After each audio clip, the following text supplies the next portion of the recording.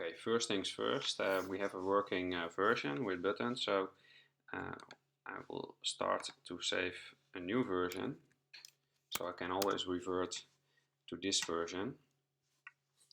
And well, now I want to implement some sound, and well, when you press the buttons, you will hear a certain sound. I wrote that also down in the notes. You have the green button that makes a certain sound, the red button, and I put already the frequencies, and there's a wrong note. In order to play back sound with processing, you have to use a library. And if we check the libraries page, we have the choice to pick the sound library. We can also look at contributed libraries. Let's press on sound, and there we see also different libraries. There's one library that's not mentioned. That's the minim library. That was kind of the old processing library. In my opinion, it works still fine. But we are going to use for this demo right now the sound library. It has some bugs right now, but I hope they will be solved in the near future. They're working on it. So actually, what Simon does, it's kind of really a basic sound. It makes kind of a pulse just by switching an input on and off, at least in the hardware version. So that's what they call a square wave. So let's see if we have this square oscillator. What we can do, I just copy paste a sample, and I will implement it in a new sketch folder.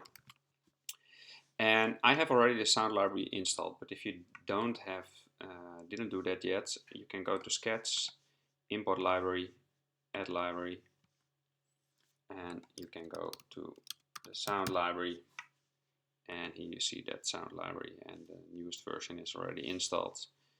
You can also see it over here because I have it here already in this list. Always good to check sometimes if there are updates or something. Okay, let's press play. And it makes a nice annoying sound. Okay, this is what we want. Yeah? We just want to use this sound as our tone generator. What I'm going to do is I will create a new object to generate the tone, and I will call it Simon Tone Generator. It's not that I create an object because I want to use it multiple times. So sometimes you for a reason you say like, okay, I make an object out of something, and then I can reuse it multiple times. In this case, I only want to use one tone generator. But to make everything in an object, you can also replace it by something else. So in case that the sound library didn't work good, or I have to change something on another system, I only have to change that code of the tone generator, and I don't have to touch anything of the rest of my program. So it's really a way of organizing your projects. So let's make a new tab, and I call it the Simon Tone Generator. I will make a class, Simon Tone Generator, and I give it a constructor, Simon Tone Generator, and I will create the object over here, Simon Tone Generator, Simon Tones. Simon Tones is new Simon Tone Generator. Let's see if this runs. Yeah, nothing broke yet, so that works. Well, the next thing is I will actually start copy pasting some code. I need to start importing this processing sound library, and I need this variable which I can use And let me see what we can do more. I can use the square wave, the square oscillator, and I can play it back. I don't call it square, I will call it wave. Wave, wave, wave. And well, let's see if I run this now. I expect that it starts making a sound. I get a error. Let's see. Oh yeah, the error is because of this. This points to this object, in this case the Simon tone generator. In case of this program, this points to the main object of the processing code. And that main object is not visible, it's hidden, just for your own convenience. Otherwise, you see also in the default sketch a class and everything. But actually now we are typing something in an object already. And that object is called p-applet, processing applet. So yeah, I don't have that processing applet over here because this points to this class. Well, a solution to do that, and that's with all the things that start with this, is to pass, in this case,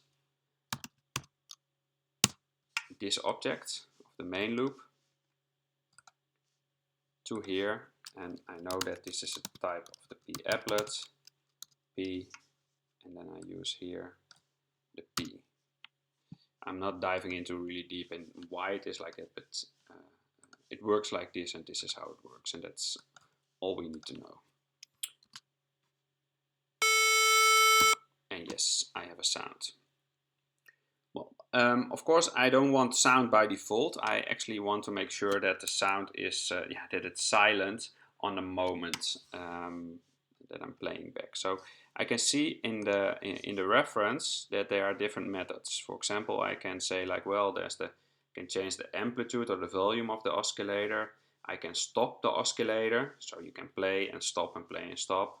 You can also pan to make it go from left to right if you want. In this case, one logical idea might be like to think like, okay, I have a play and then I play the sound and then I stop it and I stop the escalator. It didn't work out that good. I tried it and it gives a little click. So that's not really the way to do it. Actually, the best way to do it is just to play the oscillator and it keeps playing all the time and just turn the volume up or down. So that's what we are going to do. Say like wave.amp, and here I can see already that I have to add a flow to it, 0.5. Let's run this. Yeah, and now it's a kind of a softer sound, so that's nice. Of course, I want to make it completely silent, so, and you hear maybe a little click, so that's it. Okay, the next thing is what I want to do is like I want to play a tone on the moment that I press a certain button. So I will make a function of that, and I will say this, call it play tone. And what actually the play tone does, it just changed the amplitude, 0.6 for example. So if I call now this play tone, when I press the mouse, let's do that over here. What was it called again? Simon tones dot play tone.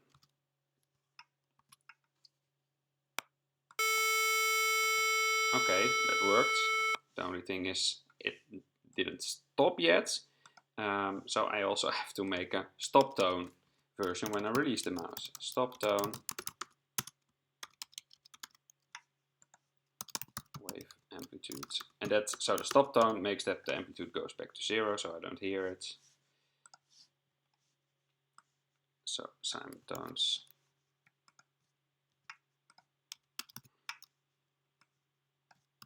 Stop tone.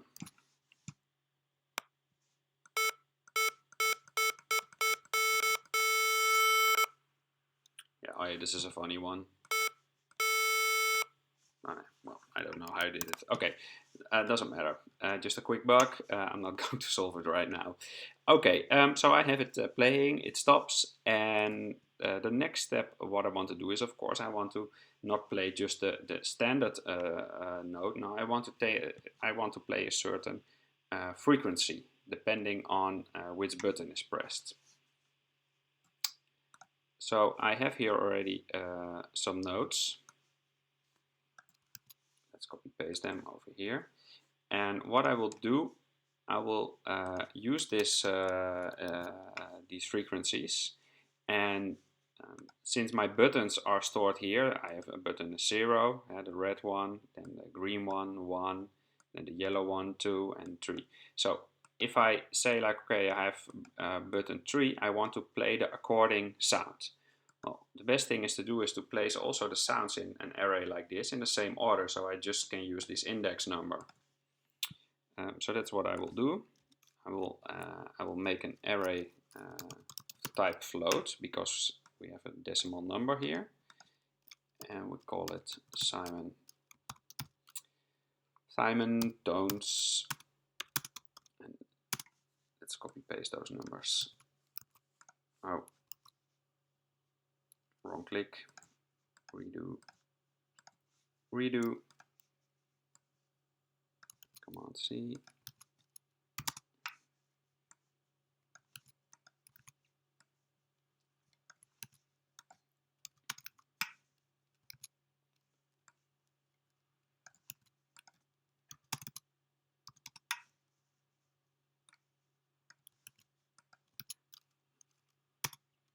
And the last note is not a frequency for a button, but it's the wrong note, so really low notes.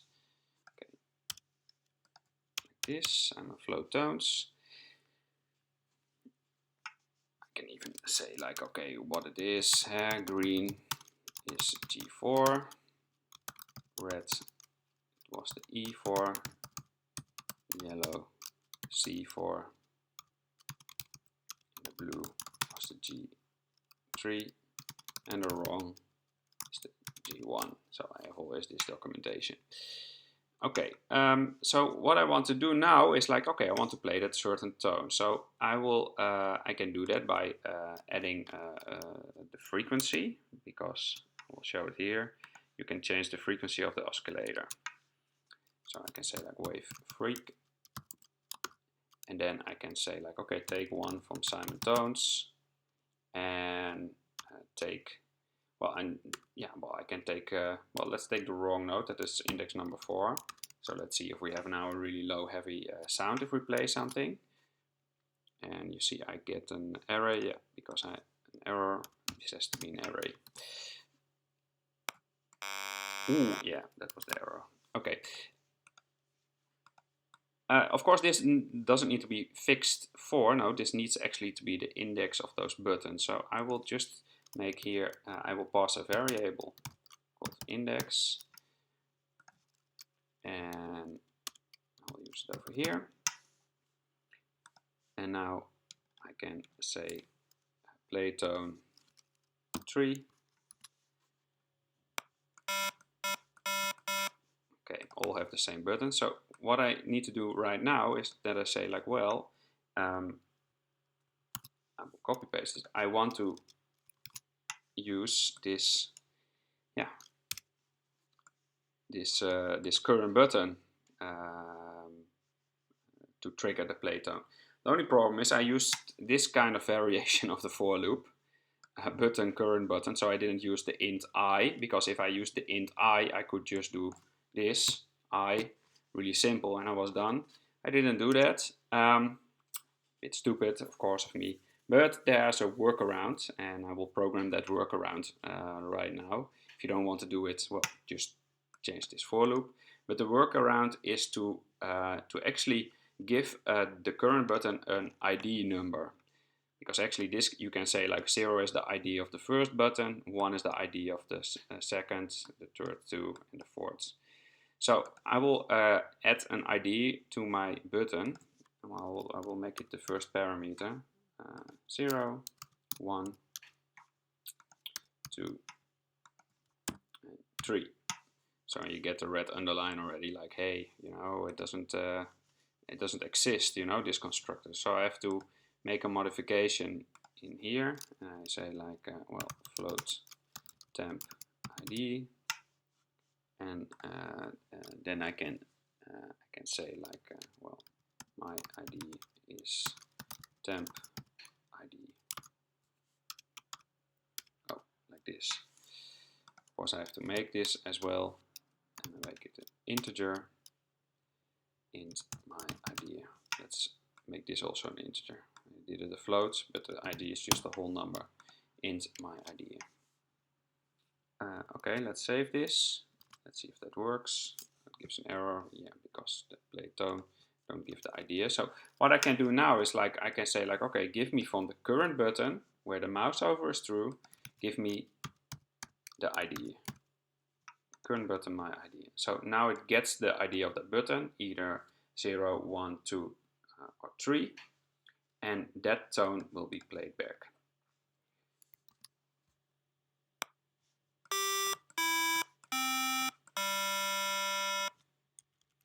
Hope you can hear it. Yeah.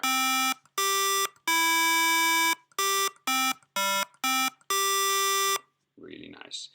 Okay, the next step what we are going to do is I want to do something with the tone duration, because if I hold my my mouse, it starts getting really annoying. So I want to prevent that the user can press the mouse for a long time. Tone needs to have a certain duration. That's also in the specifications of Simon, because here it says like, okay, if the sequence length has a certain length, Simon has a tone duration of 420 milliseconds, 0.42 multiplied by 1000. Of course, it has also shorter tones, but let's see that this is the tone, also the maximum tone length what the user can make. So I want to have I want to program a certain duration. So yeah, how to work with duration, how to work with time. Well, in processing, there's a function. Let's go to the reference. That's called millis, and there's also days, hours, but the millis is an interesting one, because the millis counts the time since the start of the program. So it's just a clock that runs and runs and runs and runs, and you always have the time. And what I'm interested in is, if you want to measure a certain duration, is to measure the time difference. So what I will do on the moment that I play the tone, I can check like, okay, what is now the millis, and then I need to make a function that checks like, okay, are we over a certain amount of millis? Then if that's true, then also trigger the stop tone. So I'm going to program a stop time. So let's see, I make a variable tone stop time, and I will use this variable like this. Tone stop time is the millis, so that's the current time, plus the duration of the tone. So in this case I can say like, well, make it 420. So the tone stop time will be this time when we just started to play tone, plus 420 milliseconds. And that tone stop time we are going to reuse in a certain function, because play tone and stop tone are triggered in events. So I need to add a function to the draw loop, and the draw loop is, yeah, it runs for 60 times a second. So in the draw loop I need to check like, okay, is the tone already playing for a certain time? If yes, please stop it. So that's the function I will program. I will call it void check playtime, and I will say like, okay, if the millis is bigger than the tone stop time, or bigger or equal to,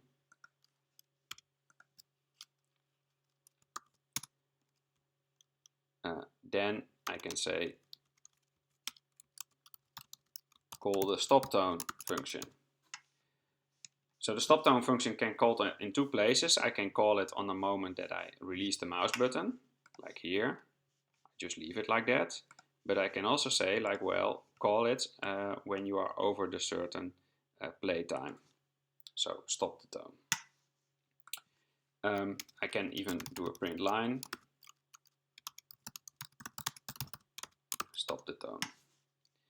And I will just comment the print lines here because I just want to check if it works. Okay, I will call the check playtime from the draw loop. So this, let's run it. It says like, oh, the function check playtime does not exist. No, of course it doesn't exist because it's a function of the Simon tone generator. So Simon tones check playtime. Okay, let's see if this works. Yeah, and indeed it stops.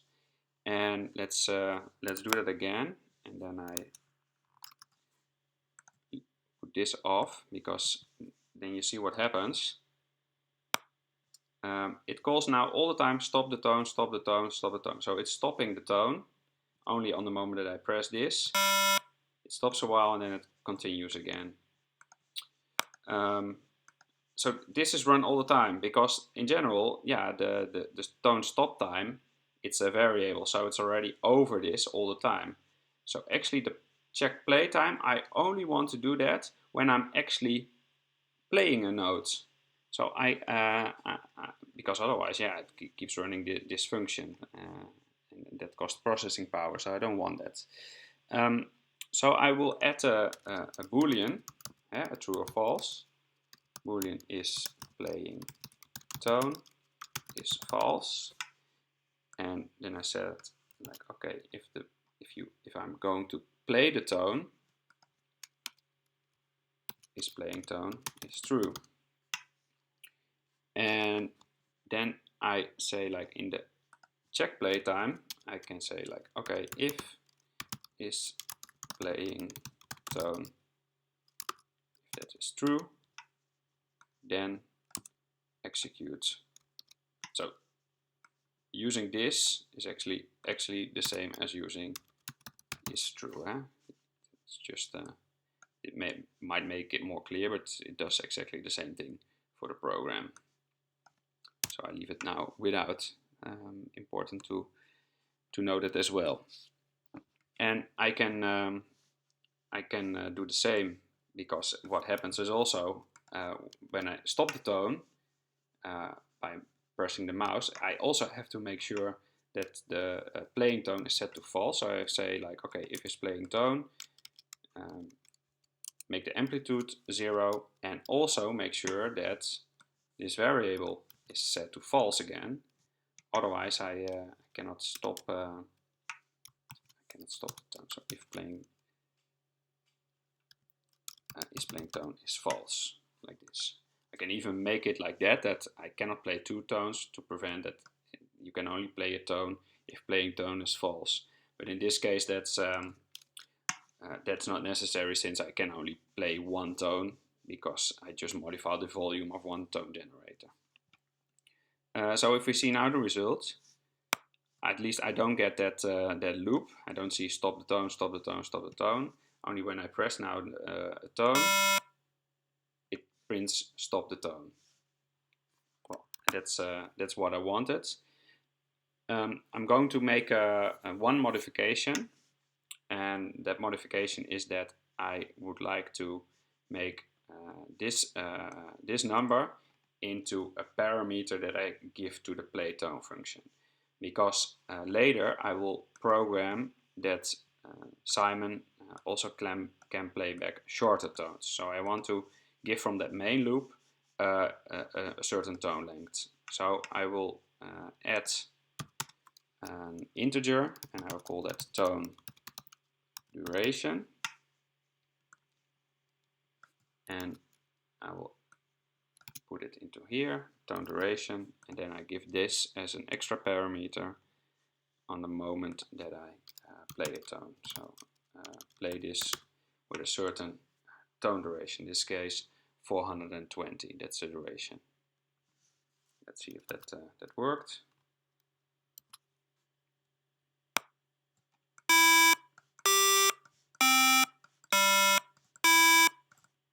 Oh, well, that works nice. So yeah, well, this is actually I have now the tones implemented. I can remove this stop the tone. Won't use it anymore. At least I don't want to print it. This works fine.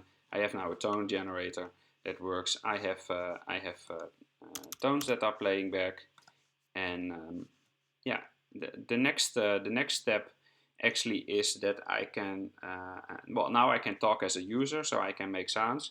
The next step will be that I will let Simon talk. So Simon needs to do some talking. So that will be that is what we will do in the next video.